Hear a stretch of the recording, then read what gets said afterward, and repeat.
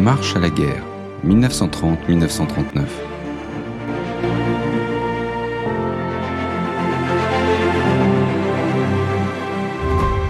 Bonjour à tous. Les années 30, ce ne sont pas juste des images en noir et blanc de la Grande Dépression ou les files d'attente devant des soupes populaires. C'est aussi une décennie où le monde entier a couru, presque en somnambule, vers le précipice.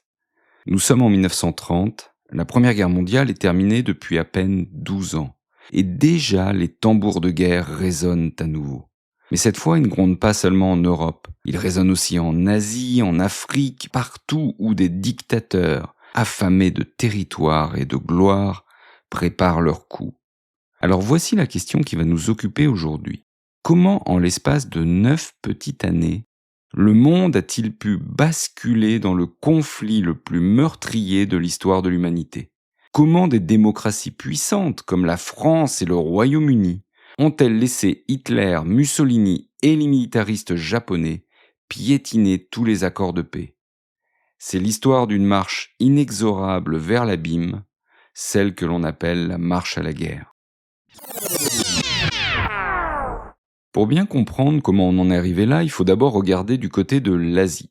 Et oui, contrairement à ce que l'on croit souvent, la marche à la guerre ne commence pas avec Hitler en Europe. Elle commence en Mandchourie.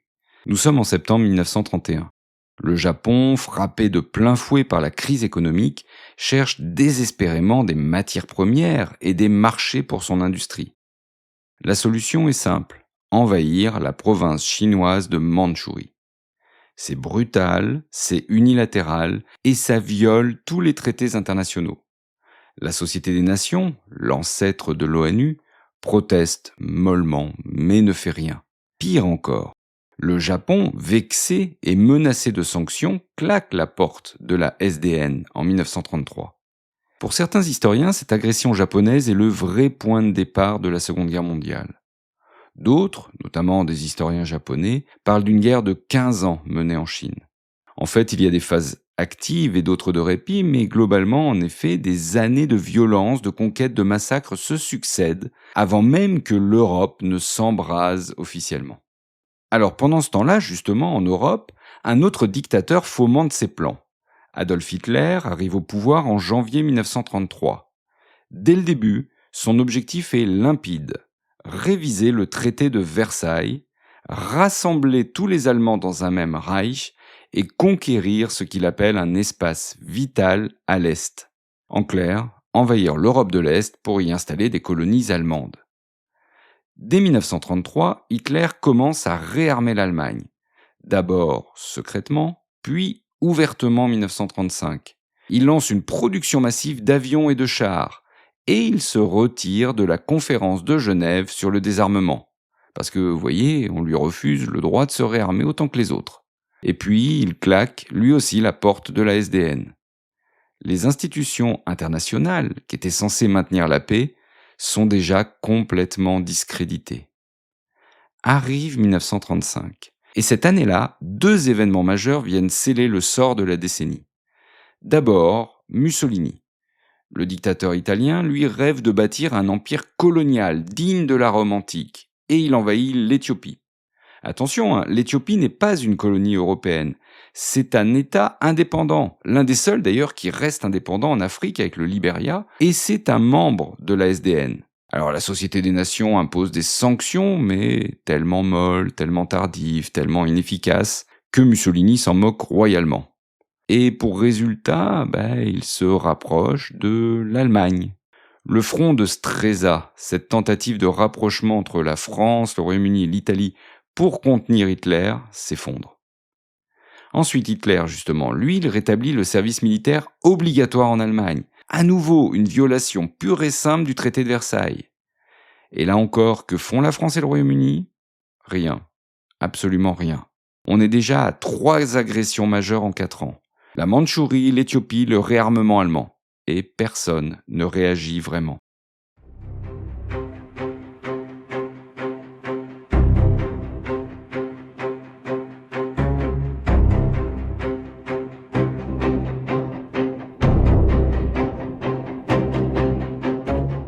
En mars 1936, Hitler franchit un nouveau cap.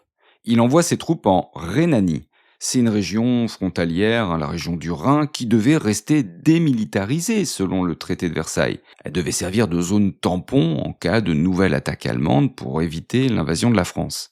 C'est un test de sa part. En fait, il joue son va-tout. Si les Français réagissent militairement, il a donné l'ordre de battre en retraite immédiatement. Mais voilà, la France ne bouge pas. Hitler lui-même dit plus tard que ce furent les 48 heures les plus angoissantes de sa vie. Alors pourquoi la France ne fait-elle rien?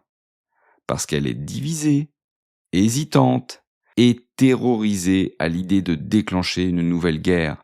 Il ne faut pas perdre de vue que ça fait moins de 20 ans que la première guerre est terminée et que partout dans les campagnes, on voit des veuves, on voit des hommes qui ont été blessés, on voit des gueules cassées, bref, il y a un traumatisme national.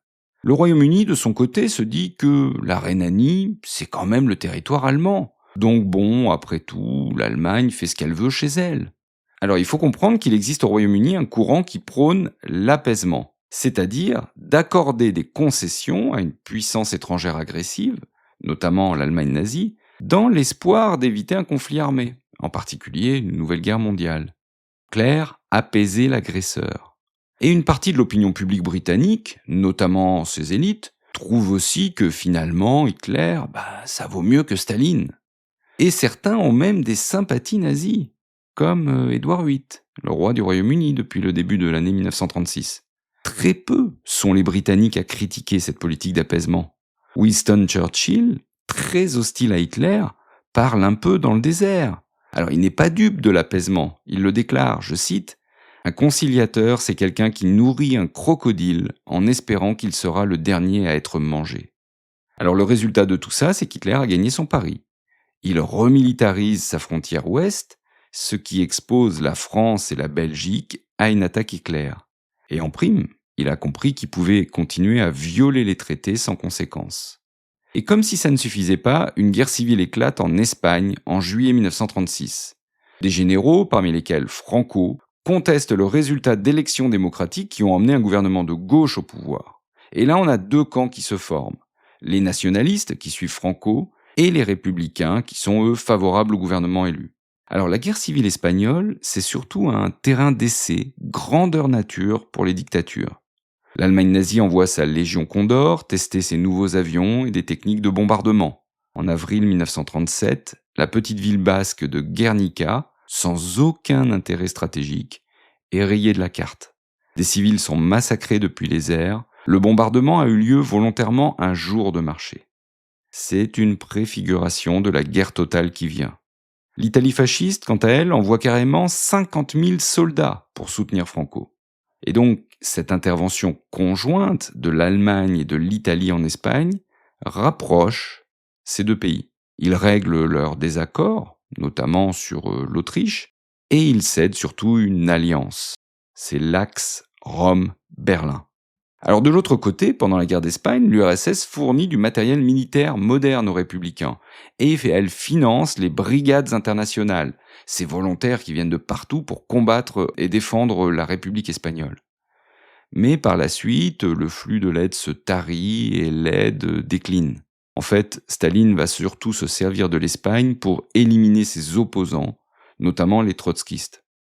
Et la France et le Royaume-Uni ? Eux, ils choisissent la non-intervention. Autrement dit, ils laissent tomber le gouvernement légitime espagnol pour ne pas froisser Hitler et Mussolini. Alors cette lâcheté politique est un signal clair pour Staline. Les démocraties occidentales ne sont pas fiables, et donc elles seront prêtes à le lâcher en cas d'attaque allemande sur l'URSS. Mars 1938, c'est l'Anschluss. L'Allemagne annexe l'Autriche. Personne ne bronche. Hitler a désormais les mains libres pour poursuivre son expansion. Et pendant ce temps nazi, le Japon accélère son invasion de la Chine à partir de 1937. Pékin tombe, Nankin est le théâtre de massacres atroces. Face à cette agression, les communistes et les nationalistes chinois, pourtant des ennemis jurés qui se faisaient la guerre auparavant, refont momentanément front commun contre l'envahisseur. Le Japon signe le pacte anticomintern avec l'Allemagne en 1936, ce qui signifie qu'il s'engage à s'opposer à l'extension du communisme dans le monde, et les deux sont rejoints par l'Italie en 1937. Les dictatures forment désormais un réseau mondial et l'axe est établi. L'Allemagne d'Hitler, l'Italie de Mussolini et le Japon militariste.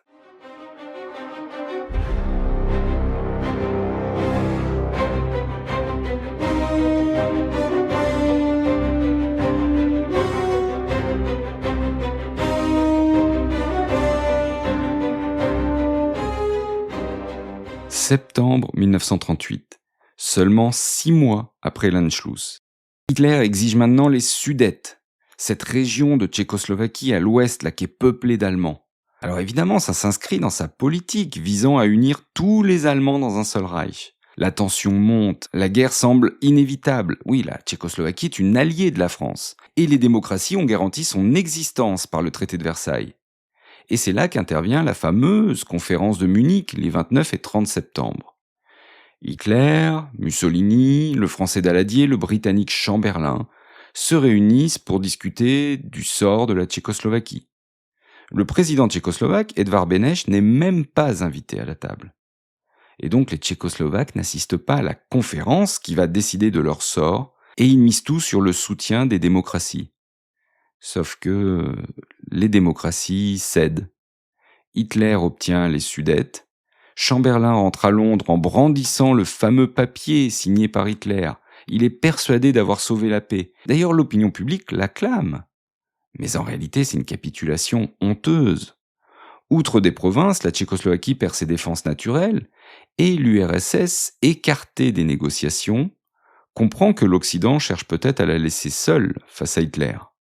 Winston Churchill, à la Chambre des communes, dénonce cet accord. Le 5 octobre 1938, il dit, je cite, « Nous avons subi une défaite totale et sans atténuation. » Mais il est bien le seul à le dénoncer face à une communauté politique qui est gagnée par l'apaisement face à Hitler et une opinion publique soulagée de la paix. Le français Daladier, lui, il est honteux d'avoir signé les accords de Munich. Mais contrairement à Chamberlain, il est réaliste. Il a bien compris la situation. Il ne cherche qu'à gagner du temps pour accélérer la préparation de l'armée française et le réarmement qui a été décidé depuis le Front populaire en 1936. En mars 1939, à peine 6 mois après Munich, Hitler envahit le reste de la Tchécoslovaquie et il établit un protectorat. Les démocraties réalisent enfin qu'Hitler ne s'arrêtera jamais. Un mois plus tard, c'est au tour de l'Italie d'annexer l'Albanie. La Hongrie grignote le sud de la Slovaquie. L'Europe centrale est dépecée sous les yeux des grandes puissances. Et voici où l'histoire prend un tournant sidérant. Le 23 août 1939, Staline, qui s'est vu refuser une alliance avec les Occidentaux, signe le pacte germano-soviétique avec Hitler. Oui, vous avez bien entendu. Les ennemis irréductibles, le communiste Staline et le nazi Hitler signent un pacte de non-agression. C'est un accord cynique entre deux camps qui ont tout intérêt à cette alliance. Staline est inquiet d'Hitler. Il gagne du temps pour reconstruire l'armée rouge, déstabilisée par les grandes purges que lui-même a décidées en 1937 et 1938. Il pense aussi que ça va encourager Hitler à s'attaquer plutôt aux démocraties de l'Ouest, ce qui va affaiblir le camp capitaliste. Hitler, lui, il cherche à éviter une guerre sur deux fronts. Il veut pouvoir envahir la Pologne et affronter la France et le Royaume-Uni sans craindre une attaque de l'Union soviétique à l'Est. Le pacte lui assure aussi l'approvisionnement en matières premières soviétiques, le pétrole, le blé, le charbon, le fer, fondamental à son effort de guerre. Et en secret, l'Allemagne et l'URSS se partagent l'Europe de l'Est, dont la Pologne. Le monde est sous le choc. Plus personne ne comprend rien. La France et le Royaume-Uni, qui sont enfin réveillés, garantissent leur soutien à la Pologne, un autre allié. Mais c'est désormais trop tard. Le 1er septembre 1939, à l'aube, les troupes allemandes franchissent la frontière polonaise. Cette fois, les démocraties n'ont plus le choix. Le 3 septembre, la France et le Royaume-Uni déclarent la guerre à l'Allemagne. Les cloches sonnent, les foules se taisent. La Seconde Guerre mondiale vient de commencer.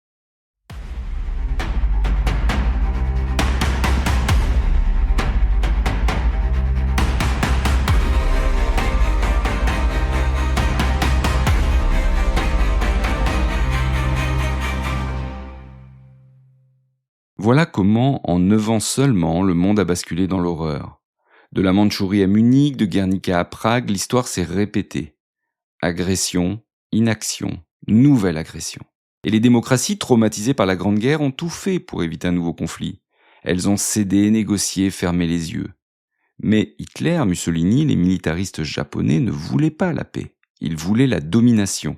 Et les concessions n'ont fait que de renforcer leur appétit. Cette marche à la guerre, en fait, c'est l'histoire d'une génération qui a cru pouvoir éviter l'inévitable et qui a fini par payer le prix le plus élevé de l'histoire, plus de 60 millions de morts pour le bilan total, civil et militaire. Merci d'avoir écouté cet épisode.